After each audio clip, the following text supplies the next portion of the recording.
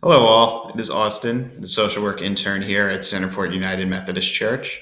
A new project that I'm going to be working on is that I'm going to be compiling weekly video presentations.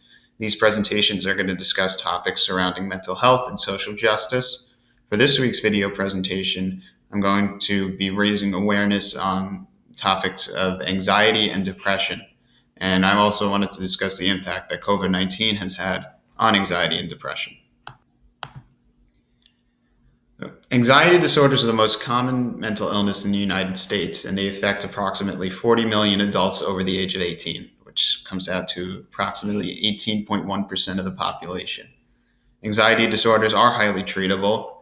These treatments are usually either in the form of therapy or medication, or even a combination of both, depending on what is preferable for your situation or preferable for the person being treated.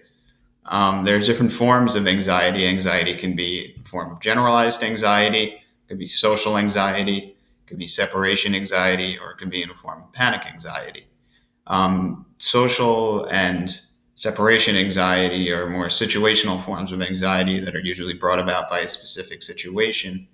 Panic anxiety is something that comes more suddenly, while generalized anxiety is a form of anxiety that is more constant and can really just occur out of nowhere.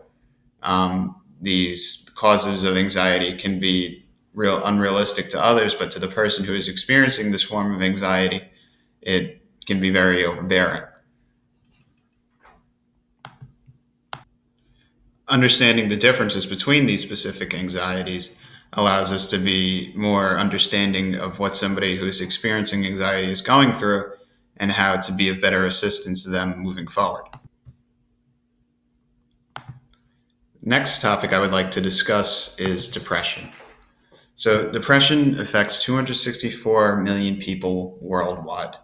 In 2017, around 17.3 million people above the age of 18 experienced at least one episode of major depression. Uh, Depression can come in two forms. It can be situational or it can be chronic.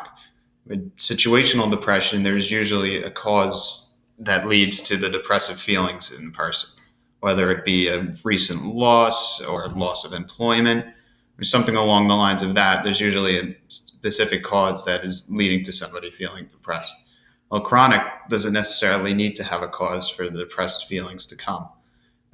Its onset can be almost out of nowhere, and it can last for any duration of time, really.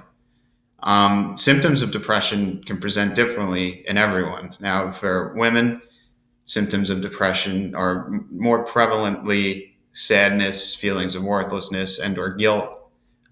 Men usually present more tired, irritable, or angry.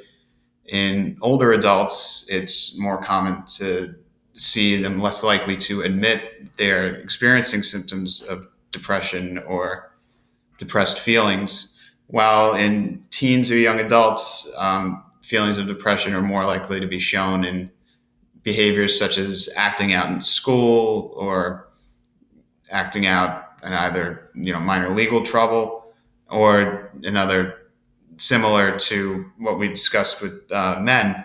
They could show irritability and anger. Attached here is a list of symptoms of depression as well as anxiety. As you can see from this list here, symptoms of depression and anxiety tend to overlap. So when somebody is suffering from both, their feelings of depressed mood, when there's a symptom of depression and there's symptoms of hypervigilance as a symptom of anxiety, can coincide to cause symptoms of irritability, apprehension, or panic. And this works similarly throughout the list of other symptoms and how they coincide together.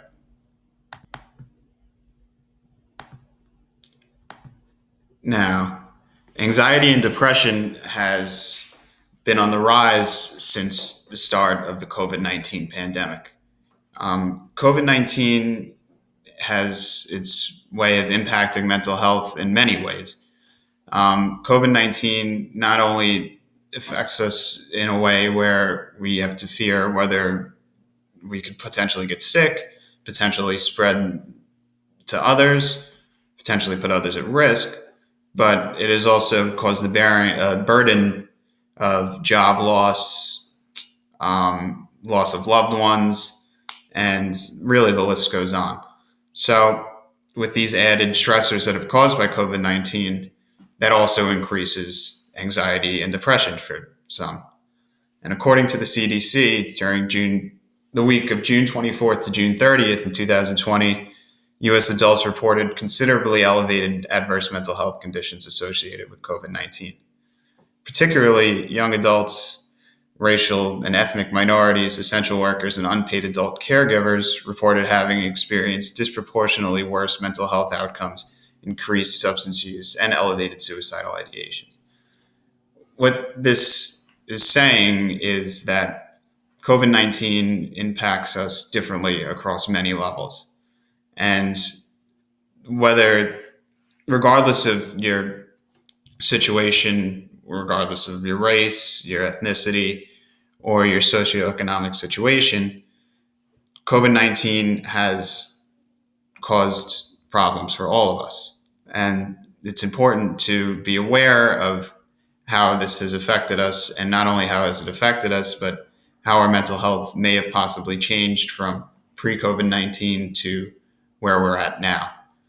And that leads me into the list of resources that are available to all who may be possibly experiencing symptoms of anxiety or depression.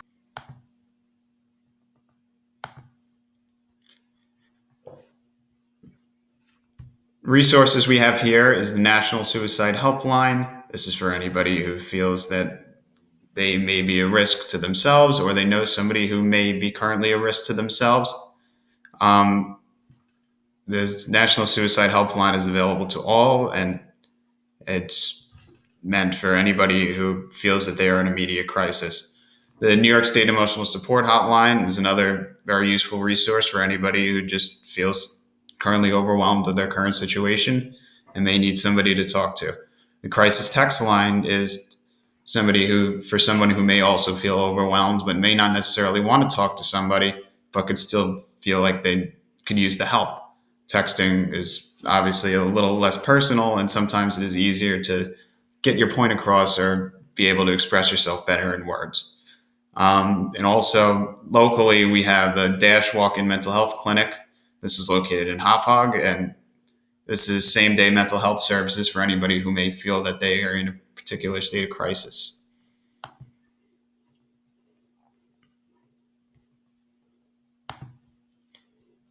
And I have one announcement. Weekly, I will be holding office hours. These office hours will be via Google Meet, and they will take place on Tuesdays and Thursdays from 6 p.m. to 8 p.m. I am willing to meet with any member of the church, anyone that would like to meet with me, really, and discuss anything that you would be willing to discuss. Anything that you feel a social work intern may be of assistance for. And if you need help looking for local resources or anything like that, or want to share with me any situation you might be going through, or situation of somebody else that you feel that could be of assistance, please let me know. Anything that we discuss will be strictly confidential, and you can feel free to meet with me as much as you like. I am available for contact via email at austin.walters@stonybrook.edu. And you can call or text me at any time at 631-972-5384. I want to thank you guys for watching, and keep your eye out for next week's video. Thank you.